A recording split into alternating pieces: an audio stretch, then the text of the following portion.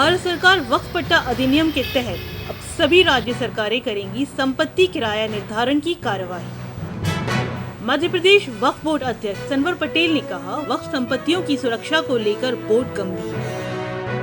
हाल ही में मध्य प्रदेश वक्फ बोर्ड के अध्यक्ष सनवर पटेल ने कहा कि वक्फ बोर्ड के अंतर्गत आने वाली समस्त संपत्तियों के किराया निर्धारण की कार्यवाही वक्फ पट्टा अधिनियम संशोधन 2020 के तहत हो।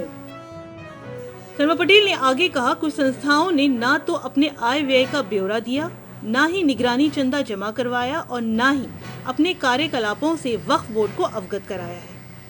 पूरे देश भर की जो वक्फ हैं सभी राज्यों के लिए भारत सरकार ने पट्टा अधिनियम लागू कर दिया है। वक्फ पट्टा अधिनियम 2014 के बाद संशोधित 2020 के तहत अब कार्रवाइयाँ होना चाहिए। हम सबकी जिम्मेदारी, बोर्ड की जिम्मेदारी कि हमारे अंतर्गत आने वाली सभी संपत्तियों से किराया निर्धारण पट्टा अधिनियम के तहत हो। लेकिन देखने में आया है कि यतीम खाना जो संस्था है, यहाँ पिछले लगभग 20 सालों से यहाँ की संस्था के लोगों ने वक्फ की संपत्ति का कमर्शियल उपयोग किया है और कमर्शियल उपयोग करने के बाद कोई हिसाब किताब मध्य प्रदेश वक्फ बोर्ड को नहीं दिया है।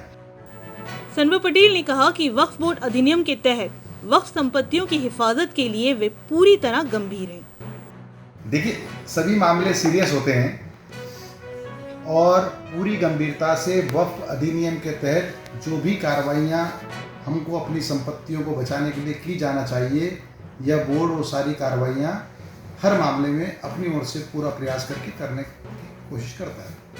बता दें कि हाल ही में मध्य प्रदेश वक्फ बोर्ड ने अनाथालय दारुल शफकत शाहजहानी और उसकी 2 सहयोगी संस्थाओं को नोटिस भेजा है।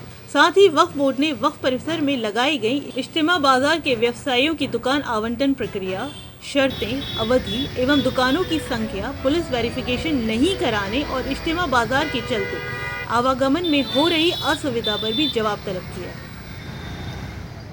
वर्तमान में जो इज्तिमा के नाम पर यहाँ दुकानें लगती है, हम भारतीय परंपरा में मेलों का स्वागत करते हैं। हम मेले के विरुद्ध नहीं है, दुकानदारों का स्वागत करते हैं, उनके व्यापार के विरुद्ध नहीं है, लेकिन सब चीज़ें कानूनन होना चाहिए।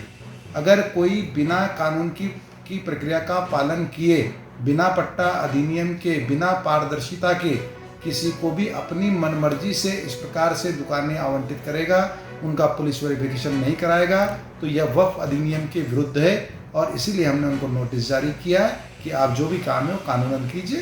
कानूनन करने में हमको कोई आपत्ति नहीं है, लेकिन कोई काम गैर कानूनी हम बर्दाश्त नहीं करेंगे। अभी कोई नोटिस का जवाब दिया गया है हम लोगों को? अभी जवाब नहीं है।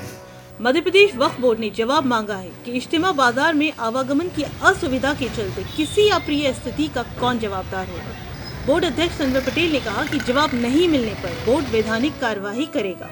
वक्फ बोर्ड ने कलेक्टर एवं पुलिस आयुक्त से भी इस मामले में शिकायत की।